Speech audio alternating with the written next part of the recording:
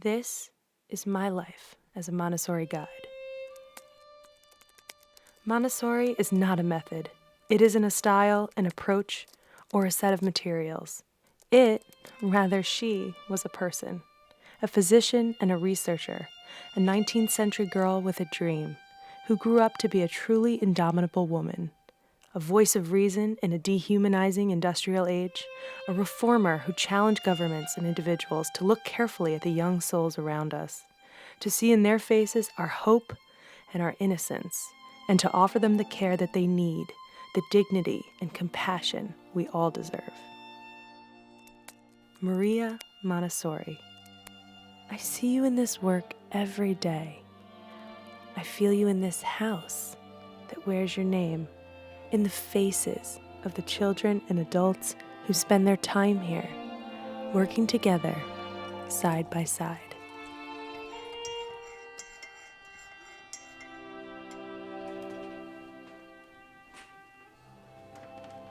Each of us came here by a unique path.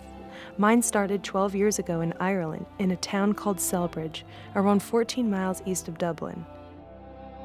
Just out of undergrad studies, working abroad for the summer as an au pair, I wound up taking a short walk every weekday morning with one of my charges, a 4-year-old girl, to a nearby Montessori house. For her, it was a daily joy. For me, with my brand new bachelor's in educational psychology, it was a road less traveled. Sure, I was vaguely familiar with Dr. Montessori's work, but now, face to face with the daily wonder of a Montessori child, I wanted to know more, much more. I began reading, researching, learning. I was hooked.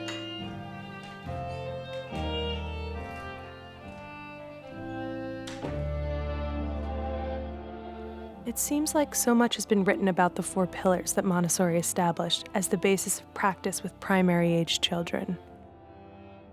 Language, engaging each child's natural desire to communicate, to understand and be understood, to read what others have written, to write what others will read.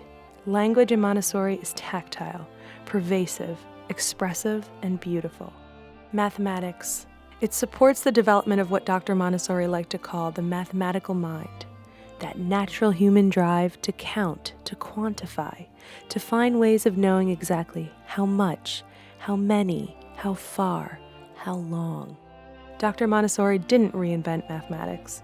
She observed, experimented, and left us with a path that leads each child through hundreds of concrete experiences with carefully engineered materials, guiding them steadily, inevitably, to abstract works and complex calculations. Before medical school, she dreamed of becoming a professional engineer. To borrow an engineer's term, her approach to developmental math is elegant. Sensorial. Most commonly identified as icons of Montessori-inspired education, the 3-dimensional hands-on sensory works engage our developing minds in ways that seem magical, but are deeply scientific. Regular encounters with these works strengthen and broaden the neural pathways associated with geometry, algebra, estimation, and visualization. The hours that each 3 to 6-year-old spends in sensorial work become layers of rich organic material in the deep soil of their developing minds.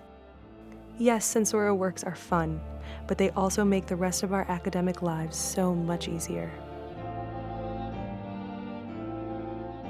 Practical life. It's one of the sweet truths about Montessori.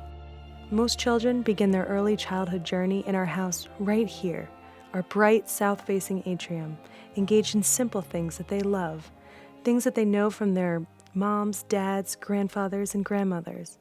Washing and cooking, mending and making, planting, pruning, fastening, tying, making their world a beautiful place. But we often forget that Maria started there as well, with her first 60 children, that first house by San Lorenzo Cathedral in Rome, the tenement that became her beloved village, working as a government physician to prevent outbreaks of the most dangerous illnesses of the early 20th century. Our Maria redefined the scope of her work, changed her clinic into the first Casa dei Bambini, a house for children, changed the lives of the children in her care, and changed the world.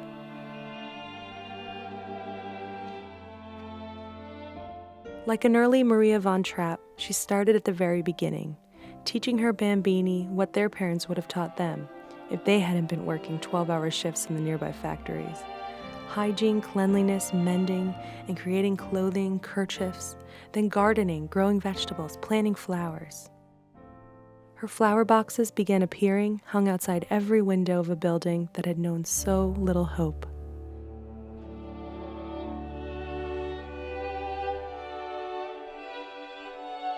She won the hearts and minds of the adults and the children by reminding them of their own dignity, helping them to take control of what was theirs.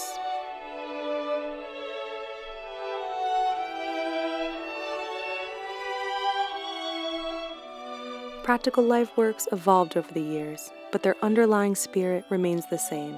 Children learn things that are part of our day-to-day existence, enjoying simple tasks, each of which works their developing coordination, wakens new fine motor skill, refines gross motor movements, integrates eyes with hands, with feet, with their own wills, and leaves their world more ordered, more beautiful than they found it. Very, very practical for all of us.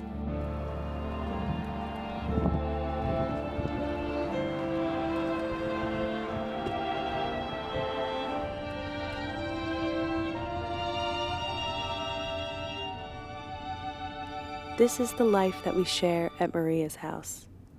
This is my life as a guide. There is more, so much more, that I love about this work, but I'll save the rest for another day.